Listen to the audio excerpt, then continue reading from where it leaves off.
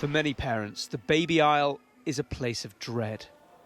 Infant formula prices have risen by an average of 25% over the last 2 years, and many just can't afford it. Aptamil is one of the biggest, most expensive brands, but the manufacturer Danone is now cutting the cost of it by 7%, just in time for Charlie, who is giving birth next week. You shouldn't make profit on things like this because this is a basic need and there's a lot of families that are struggling to fulfil that need at the moment. I am, a massive advocate for breastfeeding, but people struggle for genuine reasons to breastfeed, and I feel like they shouldn't have to be punished because they make the choice to give their child a bottle.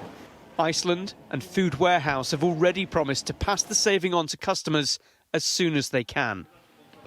It comes a month after the Competition and Markets Authority accused manufacturers of hiking prices well above production costs.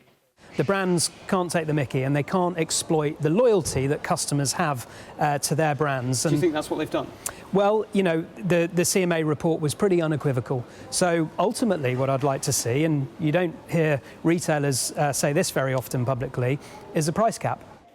We asked the other manufacturers if they will be reducing their prices.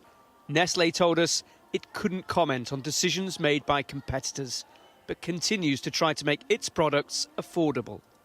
Aptamil said it offers products at a fair price, and Danone's reduction was long overdue. It added that prices of the dominant multinationals are still unjustifiable. Families want to see the cost of baby formula drop right across the board. These multinational manufacturers who are producing it make billions of pounds in profit, while parents have been struggling to afford to feed their babies. The outcry that followed Sky News' investigation last year is now leading to change in an industry that's been accused of exploiting parents. We need absolute transparency around formula manufacturing and the costs, and the government have a huge role to play in putting that pressure on the formula companies. And we need to start looking at alternatives to these small price reductions and other small actions that groups like Feed are trying to do to just make tiny differences. We need big change, we need bold change. One price cut from one manufacturer isn't enough.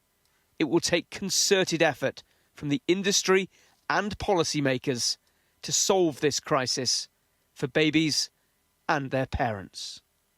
Tom Parmenter, Sky News.